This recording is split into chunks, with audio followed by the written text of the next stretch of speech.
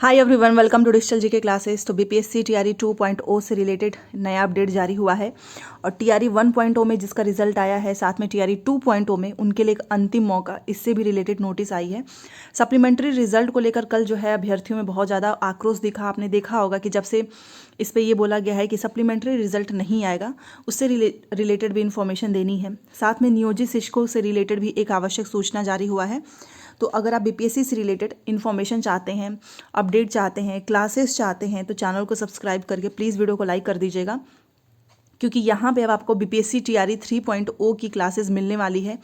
साथ में जो भी इन्फॉर्मेशन आएगी वो तो मैं आपको बताती ही रहूँगी, ठीक है। तो चलिए वीडियो स्टार्ट करते हैं। देखिए, ये एक नोटिस जारी हुई है, प्रेस विज्ञप्ति जारी हुआ है और यहाँ पर लिखा हुआ है क्लियरली, सर्वसाधारण को सूचित किया जाता है कि शिक्षा विभाग द्वारा बिहार लोक सेवा आयोग के विज्ञापन संख्या 26/2023 के तहत प्रथम चरण टीआरई 1 के पूरक परीक्षाफल, क्योंकि आपको पता है ना कि अभी टीआरई 1 का सप्लीमेंट्री रिजल्ट आया है आया था, एवं विज्ञापन संख्या 27/2023 के तहत द्वितीय चरण टीआरई 2 के अंतर्गत अनुशंसित अभ्यर्थियों का आवंटित जिलों में काउंसलिंग कराने एवं औपबंधिक नियुक्ति पत्र प्राप्त करने की अंतिम तिथि दिनांक 31/1/2024 को 31 जनवरी को संध्या 5 बजे तक निर्धारित किया जाता है। तो देखिए क्या हुआ कि सिलेक्शन तो बहुत लोगों का हुआ, जैसे कि टीआरई 1 में जो पूरक परीक्षाफल हो गया, या फिर टीआरई 2 में जो कुछ अभ्यर्थी जो है जिनका रिजल्ट आया, बट इसमें से कुछ लोगों ने क्या किया, काउंसलिंग नहीं कराई है अभी तक, ठीक है, और ना ही इन्होंने औपबंधिक नियुक्ति पत्र लिया है। सोचिए, टीआरई 1 के सप्लीमेंट्री रिजल्ट, कुछ लोग रिजल्ट के लिए इतना धरना प्रदर्शन करते हैं कि सप्लीमेंट्री रिजल्ट जारी हो जाए, और कुछ लोगों का सिलेक्शन हो जाता है तो भी वो नियुक्ति पत्र नहीं लेते हैं, ना ही काउंसलिंग कराते हैं, क्योंकि सबके अपने अपने रीजंस होते हैं। अब इसमें क्या है ना कि कुछ लोगों का सिलेक्शन ऑलरेडी, जो जिसका सप्लीमेंट्री रिजल्ट आया है टीआरई 1 का, उनका टीआरई 2 में हो गया है, इस वजह से भी वो नहीं करा रहे हैं। कुछ जो है टीआरई 1 में पहले से जॉब कर रहे थे, उनका दोबारा से रिजल्ट आ गया, इसलिए वो नहीं करा रहे हैं। तो सीटों की संख्या तो बहुत ज़्यादा है, इसलिए इनको अंतिम मौका दिया गया है कि आप 31 जनवरी को 5 बजे तक निर्धारित है, आप उस दिन तक करा लें, ठीक है। फिर इसके बाद से वही होगा कि रद्द कर दिया जाएगा, क्योंकि टाइम बढ़ाने का कोई मतलब है नहीं। तो ये एक इन्फॉर्मेशन है टीआरई 1 और टीआरई 2 से रिलेटेड। साथ में आपको पता है कि नियोजित शिक्षकों की जो है तैयारी तेज हो चुकी है, इनका एग्ज़ाम भी होने वाला है। और यहाँ पर इन्फॉर्मेशन देखिए निकला हुआ है, जितने भी नियोजित शिक्षक इस वीडियो को देख रहे हैं, आप चैनल से जुड़े रहें, सारी इन्फॉर्मेशन आपको मिलेगी, साथ में क्लासेस भी। नियोजित शिक्षकों को राज्यकर्मी का दर्जा देने के लिए होने वाली सक्षमता परीक्षा को नियोजित शिक्षकों में बेचैनी बढ़ गई है। बिहार विद्यालय परीक्षा समिति द्वारा बिहार विद्यालय विशिष्ट शिक्षक नियमावली 2023 के नियम 4 के परिप्रेक्ष्य में स्थानीय निकायों के सक्षमता परीक्षा को लेकर मार्गदर्शिका जारी की गई है। मार्गदर्शिका जारी होने से ही, यहाँ पर देखिए लिखा हुआ है, जारी होने के बाद से ही नियोजित शिक्षक परीक्षा की तैयारियों में जुटे हुए हैं। नियोजित शिक्षकों को सबसे ज़्यादा चिंता परीक्षा के बाद सफल होने पर 3 जिलों के विकल्प को लेकर है, ठीक है, क्योंकि आपको पता है ना कि आपकी पोस्टिंग कहीं पर भी हो सकती है, ये तो सभी जानते हैं। एक ही स्थान पर कई वर्षों से शिक्षण कार्य कर रहे शिक्षक विकल्प को लेकर काफ़ी चिंतित हैं।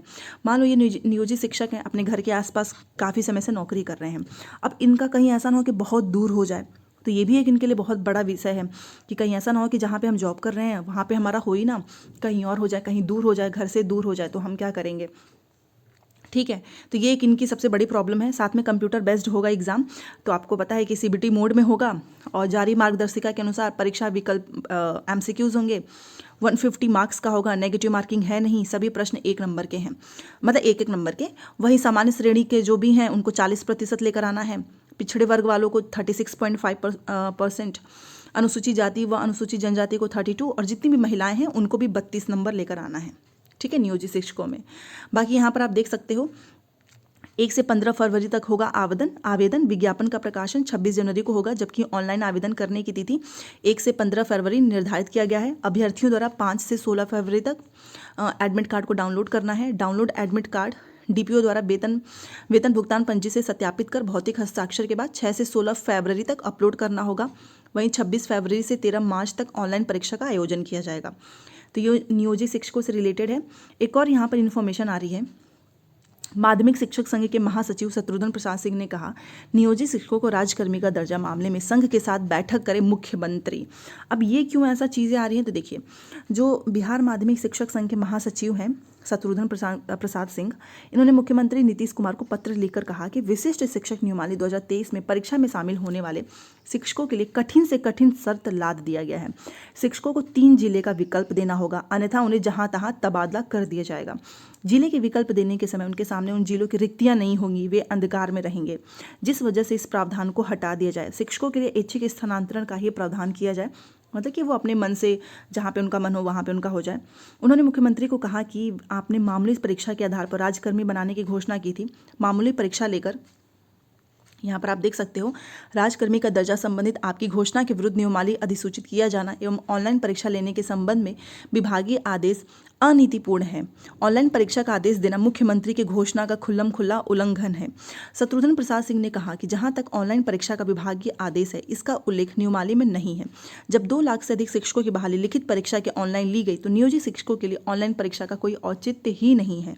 पुराने शिक्षकों को कंप्यूटर का भी कभी प्रशिक्षण नहीं दिया गया है, इससे शिक्षकों में भयंकर आक्रोश है।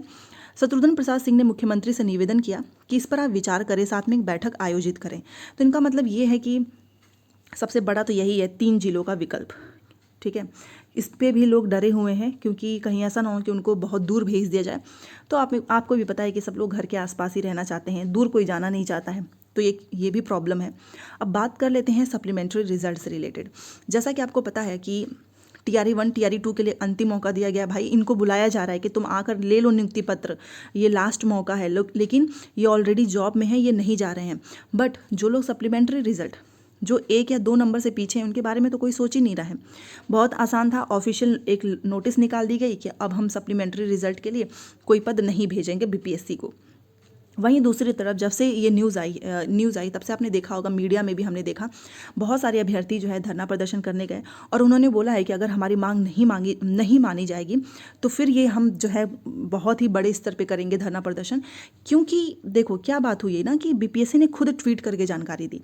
मतलब ये तो वही बात होगी कि आप लड्डू दे के फिर लड्डू ही छीन लो, लड्डू दिखाकर लड्डू ही छीन लो, क्योंकि आप ही ने तो बोला था कि हम सप्लीमेंट्री रिजल्ट देंगे। तो इसको लेकर जब से ये न्यूज़ आई है तब से अभ्यर्थियों की जो एक यूनिटी भी हो चुकी है और वो चाहते हैं कि सप्लीमेंट्री रिजल्ट आए, क्योंकि 14,000 जो सीट खाली है ये आप किस लिए रख रहे हो बताओ। मल्टीपल रिजल्ट पे आपने क्यों कराया, फिर क्यों आपने बोला कि हम सप्लीमेंट्री रिजल्ट देंगे, फिर आपने पहले वाले में क्यों दिया? और अगर आपको नहीं देना तो इस बार आपने फिर क्यों पहले से बोल दिया कि हम देंगे? तो इसको लेकर बहुत बड़ा एक आक्रोश जो है बढ़ रहा है और अभ्यर्थी की यूनिटी भी हो गई है और उन्होंने सीधे सीधे बोल दिया है कि अगर हमारी मांग नहीं मानी जाएगी तो फिर हम धरना प्रदर्शन करेंगे।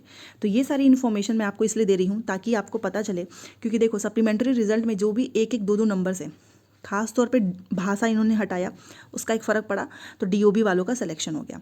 अब इसमें बहुत सारे अभ्यर्थी 1-1, 2-2 नंबर से पीछे हैं। अगर उनका सिलेक्शन हो जाएगा तो वो TRE 3 में भीड़ तो नहीं होगी ना, ये भी तो है। अब देखो 1-1, 2-2 नंबर वालों का हो जाएगा तो TRE 3 में एटलीस्ट उतनी भीड़ नहीं होगी। क्योंकि इसमें क्या हो रहा है ना, आप यहाँ पर देखो, कहने के लिए एक रिजल्ट है, एक ही अभ्यर्थी बार बार परीक्षा देता है, वो बार बार इनमें सिलेक्शन ले लेता है, फिर वो नौकरी करने जाता नहीं है। तो इससे सीट भी तो खराब हो रहा है, क्योंकि ये लोग क्या कर रहे हैं ना, 3 जिले का जो चयन वाला है उसमें उनको घर के आसपास चाहिए, तो इसलिए ये लोग एग्ज़ाम देते हैं, सिलेक्शन हो जाता है, फिर उनको घर के आसपास मिलता नहीं है, ज्वाइन करते नहीं है, सीटों की संख्या खाली रह जाती है। तो ये भी एक बहुत बड़ा विषय है। तो आप मुझे बताएं आपको क्या लगता है। बाकी सप्लीमेंट्री रिजल्ट को लेकर बहुत तेज़ी से इसके बारे में आपने देखा होगा, जो अभ्यर्थी हैं वो गए भी थे और उन्होंने सीधे बोला है कि अगर हमारी मांग नहीं मानी जाएगी तो हम आएंगे और धरना प्रदर्शन करेंगे। तो ये सब इन्फॉर्मेशन है, बाकी जो भी चीज़ें होंगी मैं आपको बता दूंगी। मिलते हैं नेक्स्ट क्लास में। Thanks for watching.